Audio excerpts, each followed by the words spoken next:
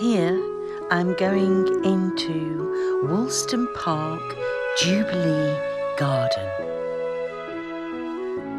To my delight, I came across some hidden gems.